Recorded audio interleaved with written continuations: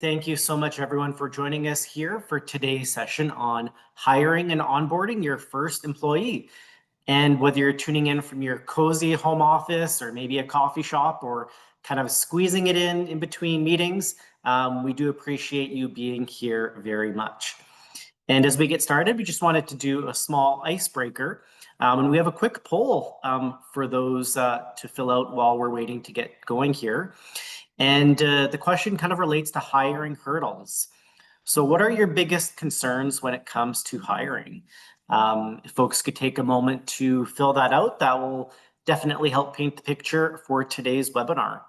So if you could just take a moment to complete that survey and those survey questions.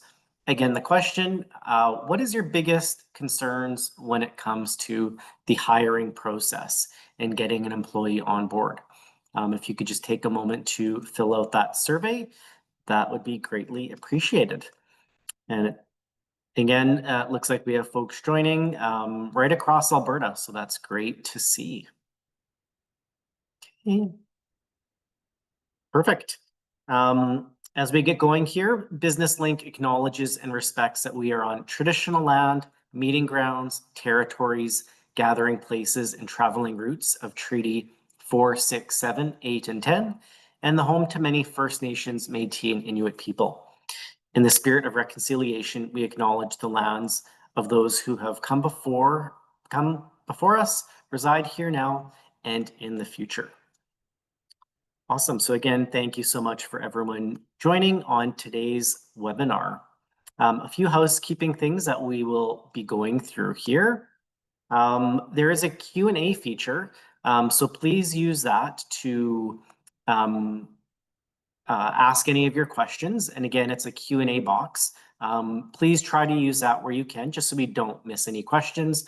And we'll do our absolute best to try to get through as many questions as we can. And the session is being recorded and will be available on YouTube after the event. So usually it takes a couple days for that to happen.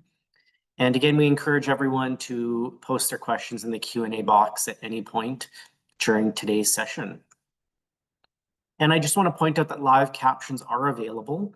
And just a quick reminder, you can turn those on using the CC button on Zoom.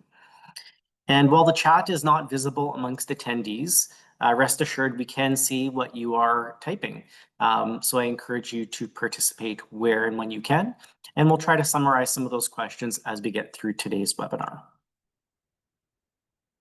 And again, today's session is on hiring and onboarding your first employee. In the session, we'll learn how to confidently hire your first employee, avoid common pitfalls, and build a strong foundation for growth and retention. And again, my name is David Beta. I'm Manager Client Services here at Business Link, and I've been with the organization over 16 years. So it's been great working with thousands of entrepreneurs right across Alberta. And for today's session, if this is your first time joining a Business Link session, welcome. And a bit about Business Link. Business Link is a government-funded nonprofit. And we work helping small businesses right across Alberta to start, grow, and thrive. We offer free one-on-one business support and advice, market research, programs, and resources for entrepreneurs at any stage of their journey. And for today's presentation, we have Dara Boa.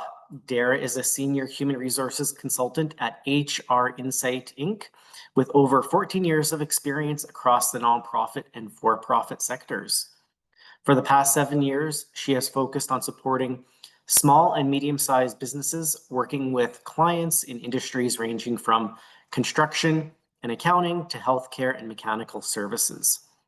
Before founding HR Insight, Inc., Dara held roles in corporate and public sector organizations, specializing in law, immigration, and human resources. Growing up in an entrepreneurial family, Dara brings a unique understanding of business ownership and team building, making her a trusted advisor on employee relations, compliance, and organizational growth. So again, thank you so very much for Dara to share her expertise with our community here today. And I will pass things over to Dara, and we can get started with today's presentation.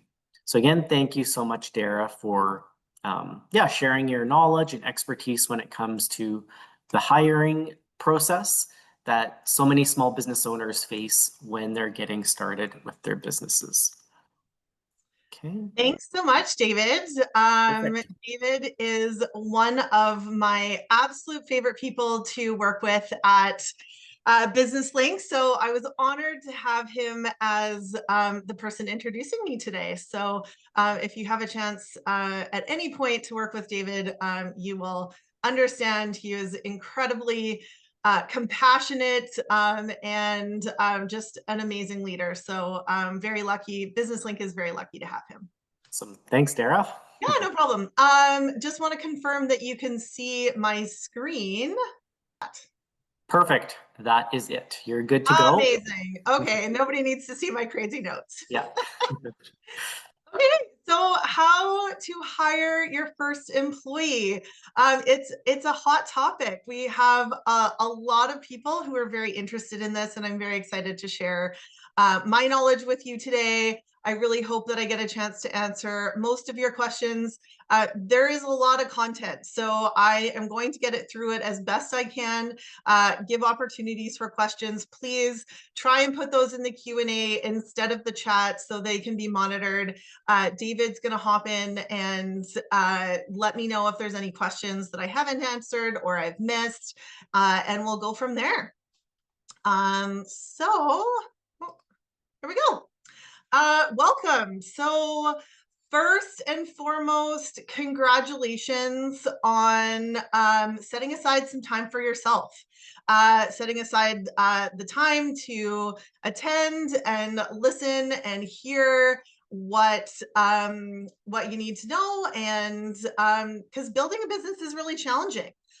So congratulations on spending some time and carving out some time out of your busy schedule. So my dad built several businesses. He was very entrepreneurial, some very successful, others not so much. I realized as I grew up and kind of moved on in my career that I kind of moved through employment law, I went through HR, and I realized that, at a lot of points, he had absolutely no idea what he didn't know. Back then, there was no chat GPT, there was no internet, there was nowhere, you hopped on the phone and called somebody, but most of the time you were too busy to even do that. So that understanding really drove me to where I am today, helping out small and medium-sized businesses to thrive when managing their people. As I said, fortunately, my dad didn't have the internet, but you do. What I'm hoping that you get from this session today is simply an understanding of where to spend your valuable time and money. I want to give you some cheat codes. I want to tell you where it's really important to spend your time and invest that time, or where it's really not, and where you can just do a simple Google search and find what you need. So our agenda today, I love the idea of cheat codes, Dara. I just want to mention that. So yeah, I'm all about, I think it's the old adage, the lazy people are the ones that come up with the most creative ideas. So I'm gonna give you the HR lazy way of doing some of the things. So first off, we're going to talk about prepping before you post. We're going to talk about postings, job postings, a little bit about what to include. We're going to talk about interviewing and hiring. We're going to talk a little bit about onboarding, and we're going to talk a little bit about retention. Okay, so you've decided you need an employee. What's next? What do you do? What are you looking for? I can answer those questions. First and foremost, you need to create a new position. So you need to assess your needs. You need to find out, spend some time figuring out, asking yourself some questions, deciding what you need. If you can ask yourself what needs to be done that isn't getting done, or what needs to be done that's taking up way too much of my time. What do I dislike doing? you're the boss now. You get to decide if you really don't like cleaning toilets and it's taking up too much of your time, then you get to assign that to somebody else. If you don't like doing accounting and it's not your strength, then get somebody else to do it. Again, what takes up too much of my time? What am I really not good at? You know, what is something that somebody else would be really great at and be able to do really quickly? A great example for me is marketing. I don't know anything about marketing myself. It is absolutely something that somebody else has expertise in, branding, marketing, all of those things. That's not something that I should spend the time on, because if I do, it's probably still not going to look great. What do I excel at? So those things that you really excel at are the things that you probably want to keep in most cases, because you can do them quickly. So, you know, what am I really great at? Am I really great at, maybe I'm really great at accounting. So, you know, let's hop on that, take those things. Maybe it's something you really enjoy doing. Maybe you enjoy the nitty-gritty of the financials and those things, and you really like that analysis. Keep those things, you know, and definitely figure out what things you love to do, because those are the things that you're going to do more quickly.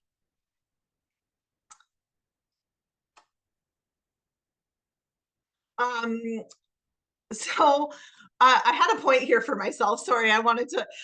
So if you can't come up with much that needs to be done and much that you can't handle, but you might just be overwhelmed this week. You might be thinking that I need an employee, but you may not.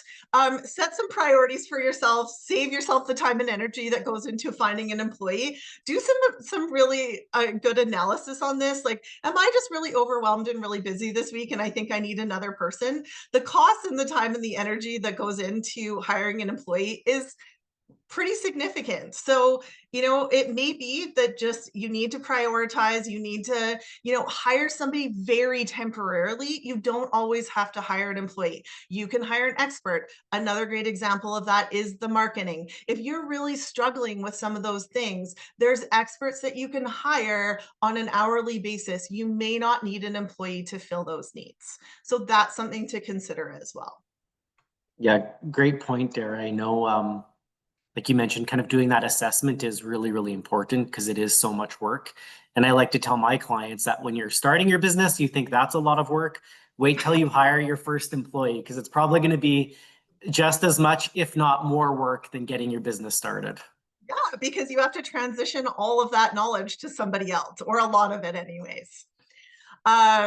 So first and foremost, compile a list of what needs to be done. So group similar responsibilities together. You may have a whole bunch of things that need to be done, and there may be two groups of responsibilities. You're not going to be able to get somebody realistically that can do all of those different things. So you're going to have to be a little bit more specific about what those responsibilities are and group them together. Settling on a position is where Google and ChatGPT can be really, really useful. Group together some of those responsibilities, fire them into ChatGPT, and ask for a job title. You may think that you know what the job is. You may think, okay, I need an accounts payable person. Well, the responsibilities that you may be putting in, you might be really surprised. You may be putting responsibilities in that spit back out at you a director level role. So what you may be asking for and looking for is actually a higher level of responsibility than what you can afford or what you're wanting to hire. If you're looking at an entry level position, but your expectations are at a director level and you want somebody that's more strategic, that's probably it's unrealistic. I mean, not probably, it is unrealistic. You're not going to be able to hire at an entry level role for somebody who's more strategic and has kind of director level skills.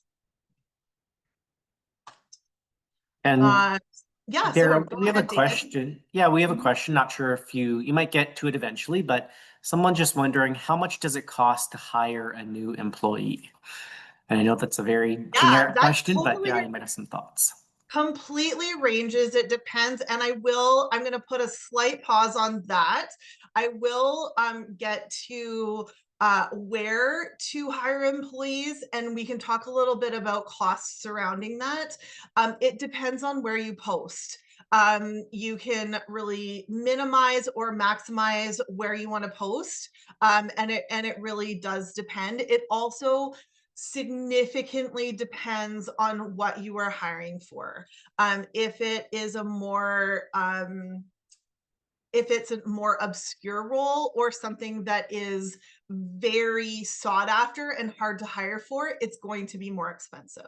So that's a short answer to that. And we can get into that a little bit more when I hit my slide on where to go to post your position. Perfect. Thank you. Yeah. Okay, so job descriptions. So very quickly, if we can shout out in the chat, and if David, you can kind of read out some of these responses. For Who sure. knows the difference between a job description and a job posting? And if you are like, holy crap, I think that I thought they were the same thing, you are not alone. If you Google job description, I would say 8 out of 10 times you are going to get a job posting that pops up. So not to worry there.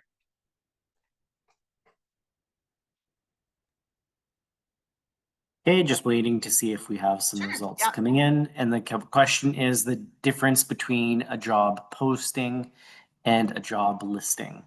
Job posting and a job description. Oh, so job a job posting or job description and a job posting. Okay. Perfect. I'm not seeing anything in the chat here yet. Oh, we do have something, a job description, all of what the job entails, posting, the kind of job looking to fill, not all the details. Yes, nailed it. Nailed it. Okay. So a job description is your basic framework for what you need in the job. And I'll pull up an example in a second once I go through my slide, but it is the nuts and bolts and just the bare basics. It is a little more detailed, but the basics of what you require for a specific role. It lays out specifics. It details all of the skills required. It details working conditions. It details your preferences, like preferred skills or experience, all of those things. Use Google and Chat GPT to find a job description. Do not try and write this. There are people whose careers it is to write job descriptions. Don't try and write it. It is a waste of your time. Don't invent the wheel. I will pull up one right now. If you go into Chat GPT and pop in, please, like, give me a job description for an accounts payable clerk, it will give you everything you need. You can adjust it a little bit for your needs. I would also recommend being specific about where you are. So provincially, there can be differences area-wise. Be more specific and you'll get a better result.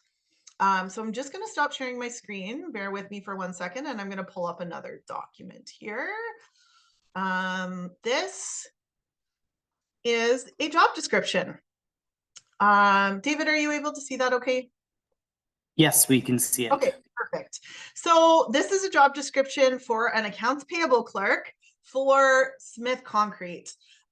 So you can see job title, department, location, who it reports to, the job type, a job summary, key responsibilities, required qualifications, preferred qualifications, physical requirements, skills and ability, which is sometimes is more of a soft skills piece, and experienced recommended to succeed at that particular company, and working hours. It is rare that there is going to be major changes. So the job type might change because you might be hiring a part-time person instead. But once you've created a job description, it is rare that this changes very much. I'll just hop back to my other screen.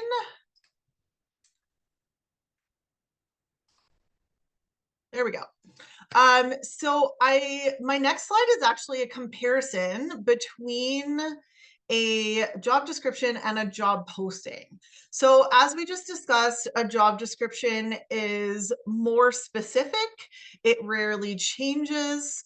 It's often attached to an employment agreement. So it is it becomes a legal piece of what you require and what you expect of that employee. Sometimes people attach it, some people don't. It is totally preference. It depends on how much that's going to change throughout. There's a lot of factors. I won't go into that too much, but and it's used for compensation assessment. So those details are what you are going to use to decide how much this person gets paid. And that's going to be a key factor that we're going to talk about coming up. A job posting is more general. It's kind of just more friendly. It's like the more friendly version of the job description. It changes each time it's posted because you're going to have different dates, different requirements. It's something that can be kept kind of in your recruitment platform. You don't necessarily have to lock it down anywhere, whereas a job description is a little bit more important to make sure that you have on file. And it's more creative, more casual. It's a little bit more, not a little bit, it is more of a presentation of your organization. Are you more professional and formal? Are you more fun? Who are you trying to attract? You know, Google writes their job descriptions in a very different way than IBM. Like Apple, IBM, oh my gosh, is that even a company anymore? You know what I mean? So definitely a different vibe depending on who you are trying to attract. One thing on this, don't go crazy with trying to be fun. If you are not you know, like if you don't have a ball pit, if you're not EA, Electronic Arts, so a video game company, if you don't have a ball pit or a basketball court in your company, then you aren't trying to attract in a different way. Err on the side of being a little bit more professional and formal. Just be you. Don't try to be fun if you're not hiring for a super fun position. Thanks, Any Derek. questions there, David? Yeah, two questions. Okay. I guess I had a question. Which Yeah. should you write first, job description or job posting? And yeah, Job description. Absolutely. So I'm going to go on to a little bit more about the job posting and show you an example. Absolutely, job description first. It is, so the job, and I did have in here, but I took it out as one of my points. The job posting is using the job description and pulling out pieces. And when you see kind of my example, you'll see that we've pulled out pieces of the job description and used it in the job posting. Was there another question, perfect. David? Yeah. Yeah, you probably will get to this, but the comment is an employee handbook would be a more detailed version of the job description, which is in turn a more detailed version of the job posting. No. So, a job posting is a more casual or general version of the job description. Yes. An employee manual is more policies and procedures than it is a job description. So an employee manual is something that you're giving to all employees, not specific to a certain position. Does that, Yes, I think that should be it more does. helpful. Yeah, thank you. Yeah. We aren't talking a whole lot about employee manuals today, but that is an excellent question. Okay, so a job posting. A job posting has some really important sections that you absolutely need to include. about your role, key responsibilities, and required skills and education. If you have the time and you have the information, preferred skills and experience, about the employer, give a little information about yourself, and then, the cute little, like, please apply if you relate to any of these things. You can have that at the end, not necessary. I will quickly stop sharing and actually, yeah, very quickly stop sharing my screen. And,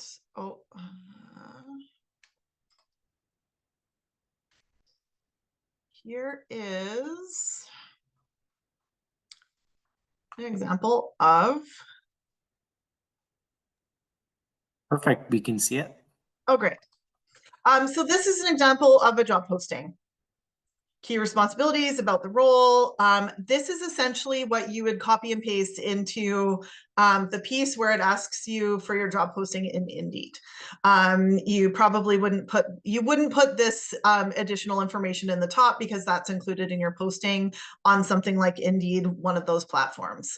So key responsibilities, requirements, preferred physical and work environment, requirements, and then a little piece about the company.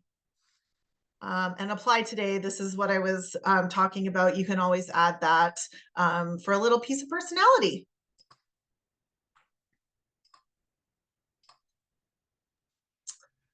All right. And just while you're pulling up the presentation, Dara, we're about halfway through the webinar here. Perfect. Just for, yeah. Yeah, I was looking at my time. Okay. How much should I pay? Great question. Again, there's entire careers that are designed for compensation strategy for larger organizations. I'm going to give you some really quick tips and easy tips. Look at similar roles on recruitment websites. Search Indeed for the position that you want to hire for and see what people are paying. Another great resource is the Canada Job Bank. If you go, I'm not going to give you the link right now, but if you go to Canada Job Bank and go into the labor market information, it will tell you what a certain role is making all across Canada. You can drill it down to Alberta, and you can drill it down to your specific area.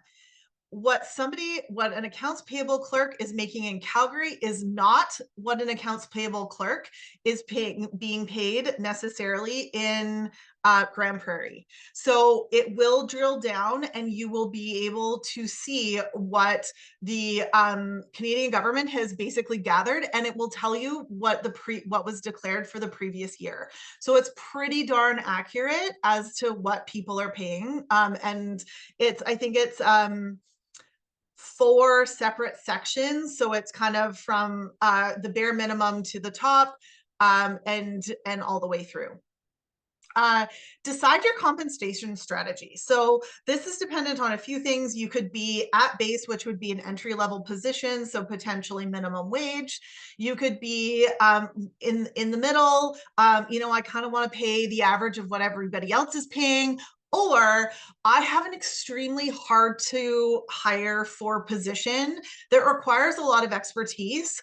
I'm going to pay the most of what anybody's paying to attract the best candidate to work at my organization. So you have to decide what you want to do as far as that strategy and what you can afford. If you are realizing at this point that you can't afford an employee, that's okay. It is a great place to be because you've done the work before you made the decision. You figured out before you hired this person that you can't necessarily afford them. It is just take a step back. Either make some changes to the responsibilities, go back and figure out what you may not need, or just wait. Prioritize some of those things, put some things on hold, do whatever you need to do. This process should not be rushed. Do not rush into hiring an employee if you don't know for sure that you need them and that you can actually afford them. Any questions on that before I move on, David? Yeah, Dare, I've heard before that you shouldn't hire an employee till you have the equivalent of what would be like a full-time position for them. Would you agree with that? No, not well, yes and no. So yes, because depending on the position. So it is harder to hire for part-time because most people want full-time, like a full-time role.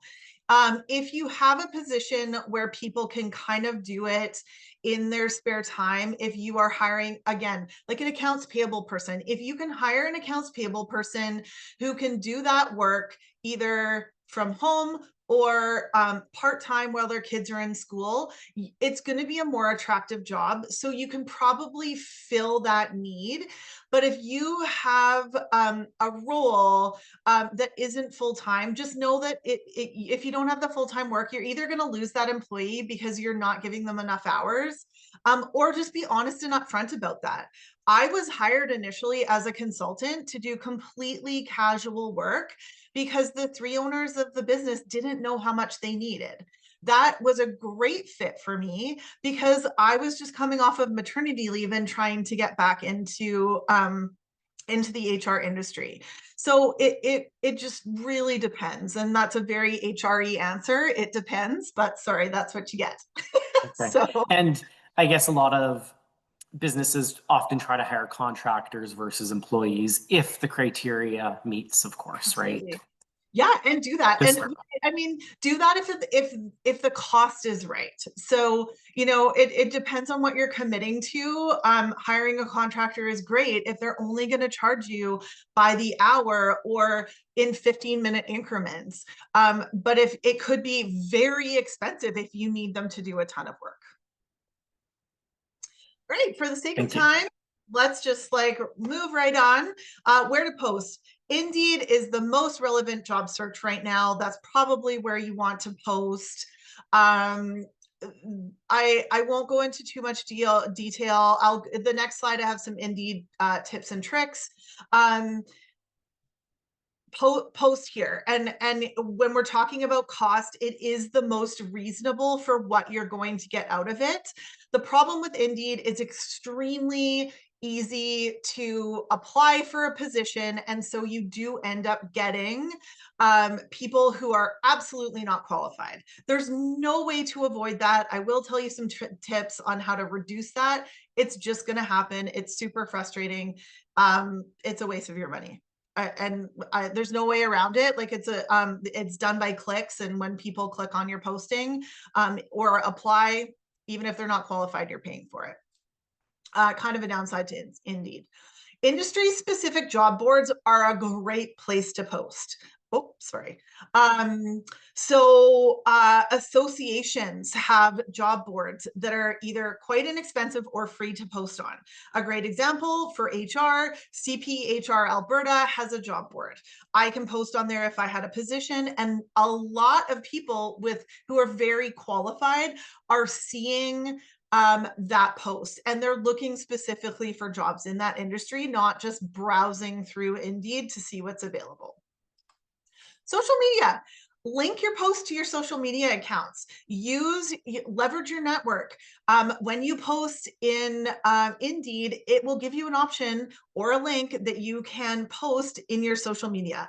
Facebook, Instagram, those are probably the most relevant ones, but post your link. Get a friend of a friend of a friend that knows that they're looking for a role and knows what they do to apply to your position. And LinkedIn. I saved this for last. Use LinkedIn's recruitment service sparingly. It's incredibly expensive, and unless you are hiring for a very professional role or a high-level role, it's probably not your best bet. Don't not use LinkedIn. Use your link to your job post and post it in your profile. So you make a post saying, I'm hiring, do you know anybody? And then have the link back to your Indeed post, and then it compiles everything as well. So you have all of the applications in one place. You're not having, Joe Smith sending you a resume through onto your email, because that's not optimal, not great for your time. Tips and tricks. You will always have to pay to post in Indeed. They say that there's free posting. There isn't really.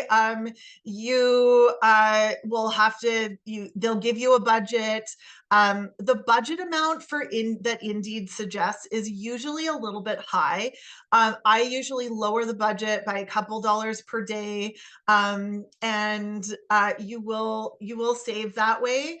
As I said, Indeed is per click, or every time somebody views your posting. Fortunately, it's not that expensive.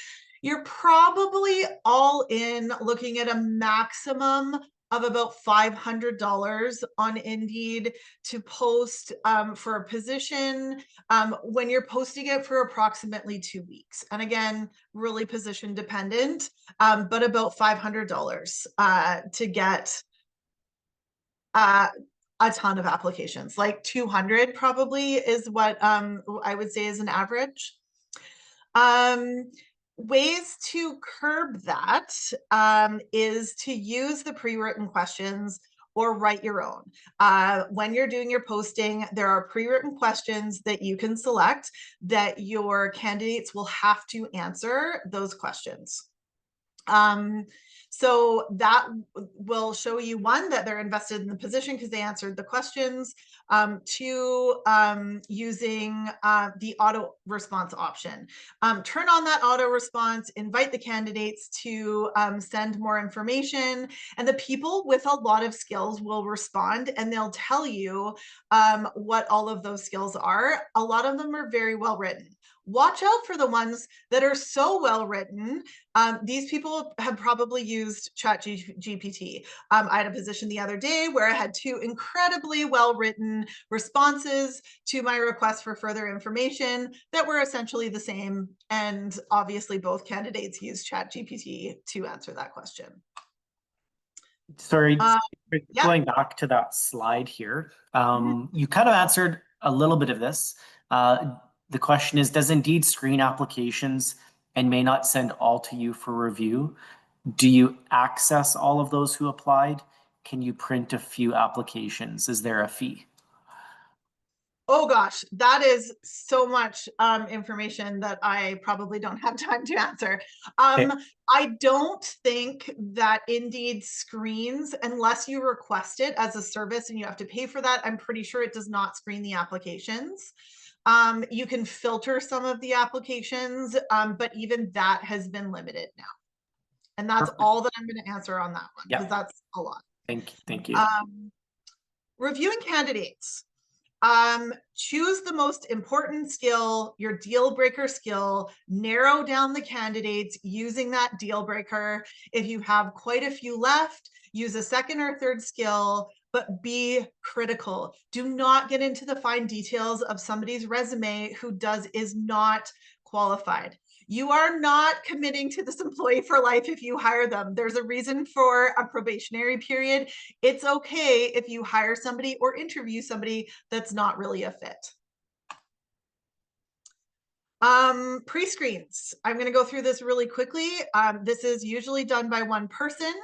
It's used when you have several good candidates.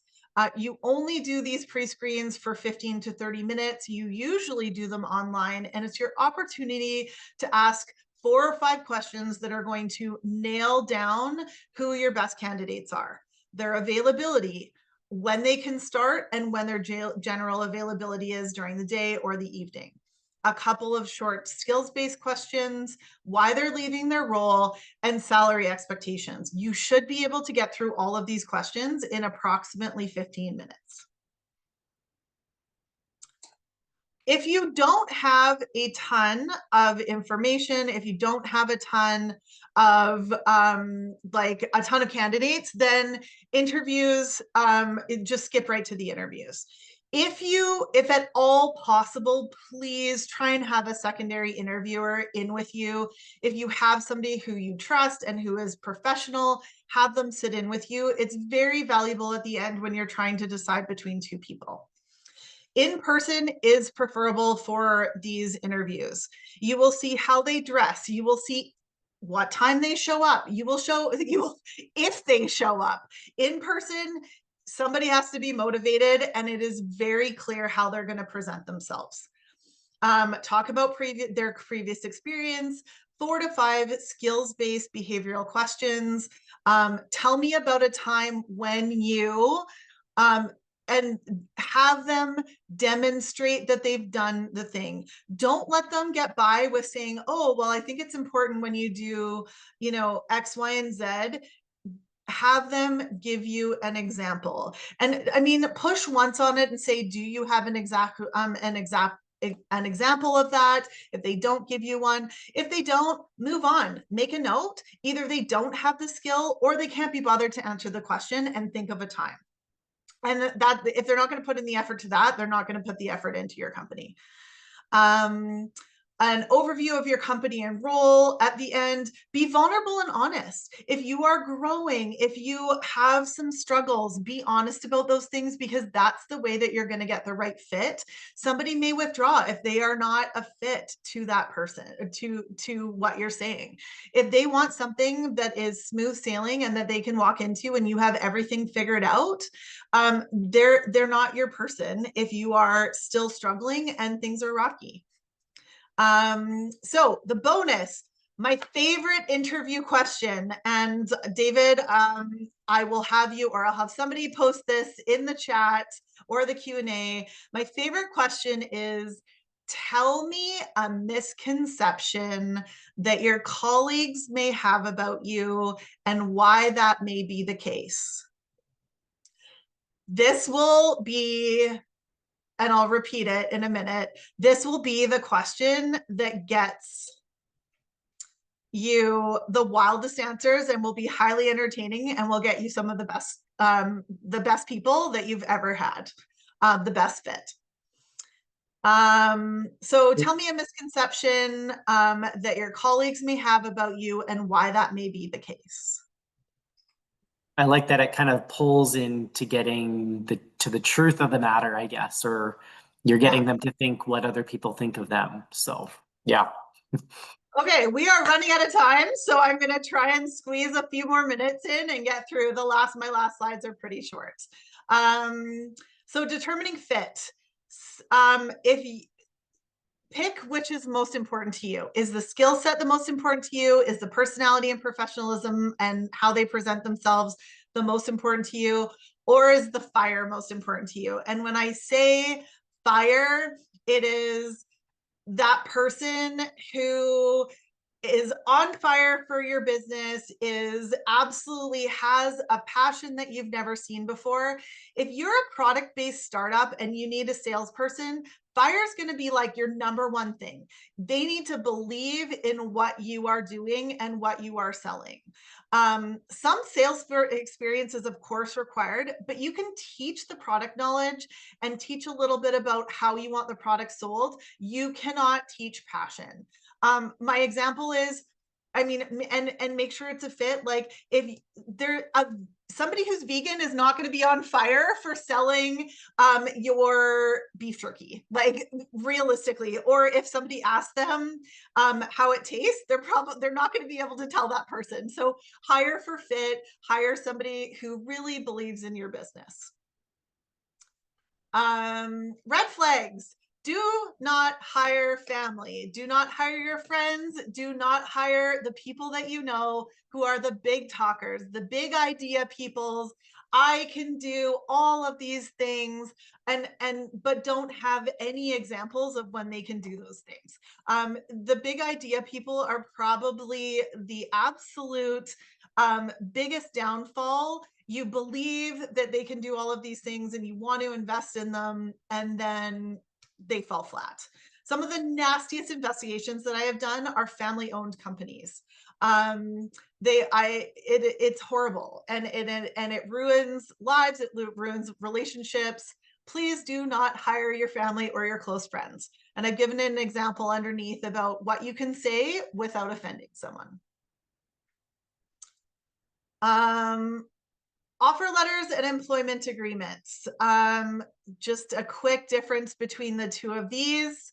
An offer letter is a letter format. It has very few details. You're only including position, salary, vacation, and benefits entitlement. An employment agreement is a contract. It is highly detailed, it's legally binding, and it is employment standards compliant. I will post, actually, if we have a little bit of time in the questions afterwards, I will pull up an employment agreement example. Please use a reputable HR document service, or even better, an employment lawyer for your template employment agreement contracts. It is imperative that you do not use ChatGPT for this. This is not where you get to create it on your own. This is not the cheat code part. Please spend the money on getting a template that is legal. It will save you a lot of time and money in the end. Employment standards. It's based on, I touched on this before, it's based on provincial. So based on each province. So if you are in Alberta, there's specific rules that are based in Alberta. All you need to do is Google Employment Standards Alberta. It will answer all of your questions. The employment standards information is widespread and very, very clear. Know the rules related to pay first and foremost, overtime, vacation, statutory holidays, because those are the things that are going to matter. Save yourself some time, get yourself a payroll program. I've listed some of the examples there. This is an area where your time is better spent elsewhere. Payroll services, if you reach out to them, they'll ask you what you need. They will send you demonstrations of their platforms, and you can decide which is the best fit for you. Couple more slides and I'm done. Onboarding, use a checklist. Again, I will pull up an example when we have a couple more minutes. Use a spreadsheet or a list, search one of those, pay for the use of a checklist or a functioning spreadsheet. Don't spend your time creating one. This is not where your time is best spent. You want to include things for pre-onboarding, day 1, week 1, month 1, and trust me, you are not going to come up with all of the things that you will find in an onboarding checklist. I'm actually just going to quickly pull up. Oh, sorry.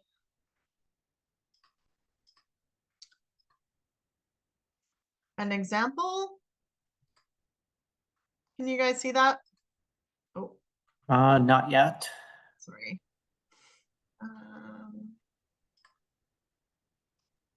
There we go. Yes. This is a great example of a really great onboarding checklist. It'll tell you all of the things. You'll be able to put notes in. You just basically click whether the things are done, click in progress, completed, and you can have a single person one, or you can add multiple people so that you know how many what's done and what's not done. So I won't go over that too much. Search one, find one that's a fit for you. If it's a checklist, that's fine. But this is really important for making sure that your employees know policies and procedures, your expectations. This is where your handbook comes in, where you want to make sure that you've shared that handbook, that they understand what your expectations are and what the rules of the organization are. If you don't have a handbook, also use a qualified HR person to do that for you. Do not try and create one on your own. And my last slide, retention. Check in regularly with your employees. Open yourself up to feedback, ask for it, and don't take it personally when they give you the feedback. Understand that your employee has risked their employment to give you that feedback and try to make it better. Don't take it personally. They are offering you this information to help you improve. Check in months 1 through 3 are key for success. Do a formal review at 9 to 10 weeks. Why do we do that? It gives your employee time to demonstrate improvement in things that are not working before their probation expires. It gives you the opportunity to decide before, day 89 of 90, that you don't want this employee and that this isn't a fit. Give positive feedback very regularly. Give constructive feedback privately. Be timely with that feedback. Be organized when you're giving that feedback. Make sure you make notes on what you want to tell them. Be kind, but be firm. You are paying this person. Be bold in holding the person accountable to what you pay them for. Understand that that they may not go above and beyond, but if they are not doing the job you're paying them for, that's not okay either. Make sure they are doing the job that you have asked of them. And that's it. So I apologize for a few of the slides being rushed at the end, but David, I will turn it over to you. No, thanks so much, Dara. That was, quite amazing. All the work that goes into hiring an employee, especially some of our new entrepreneurs may not be aware of kind of the depth of what it really takes to get someone on your team. So that's really great to have that knowledge. We do have a few questions, kind of rapid fire. So I'll kind of go through those. While I'm answering those, I'm going to pull up that last document that I had talked about. Just one second here. Perfect. There we go.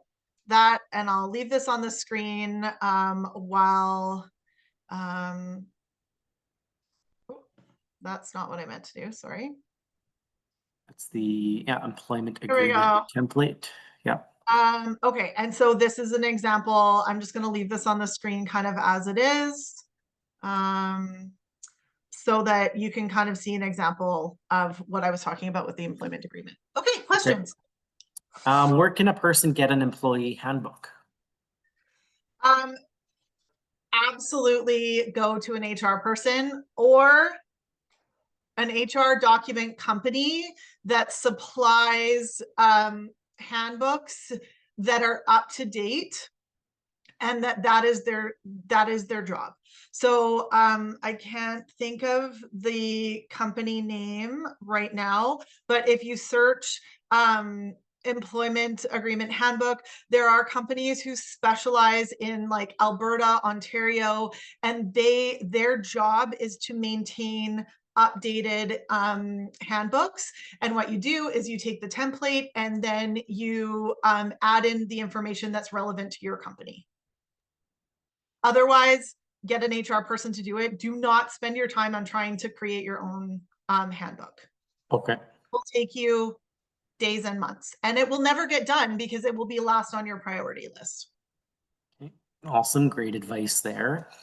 What are your thoughts on posting jobs on or using LinkedIn for searching for candidates for professional services? I think that I would try Indeed first. LinkedIn can be incredibly expensive, and it's not necessarily the first option where people go. If you know for sure that you are going to get better quality candidates for the position that you're hiring for on LinkedIn, then go ahead. But it is not my recommendation for the first place to go. Okay, awesome. Thank you for that. Do employers sometimes send interview questions in advance to job seeker so they have time to prepare their responses? Absolutely not. You want them to have to respond in the moment, because if like you don't know who's responding to those questions. It could be like their sister who's brilliant and already has 10 years experience in it, and to have them prepare, they can rehearse, they can research information that's not their knowledge. Absolutely not would be my response to that. You kind of want people to think on their feet, right? Yeah, And testing their problem solving be skills. honest. Like you Yeah, need to know whether they actually know the information. awesome. Yeah. And the last question, my company most likely, um, employee paid by commission. Do I deal the same as full-time or part-time paid by salary? There is a whole specific set of rules for commission-based staff. Do not make an offer until you are very familiar with the employment standards specifics around paying a commission salesperson. There is a different there's different things that you need to put in the employment contract. There's different rules around overtime pay. If you are paying on commission, there's a lot more to know. And it wouldn't hurt to get some professional advice before you post that position. Perfect. Thank you. And I guess kind of one last question. I guess if people have questions about when they're hiring employees, where do they go? Do they need to hire an HR person in-house to deal with that? Do they hire a HR consultant? What would you recommend? Um, it depends on the question. If it is something that you are going to be legally bound by, I do recommend doing some research yourself first and doing the Google. But if you are making a final decision on something that you are going to be legally bound by and held accountable to, it's not the worst idea to get HR advice.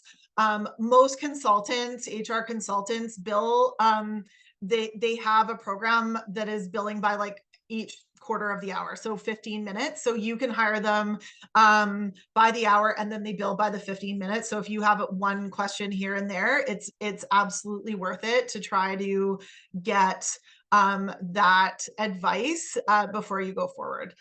It can be incredibly expensive to defend a human rights claim, an employment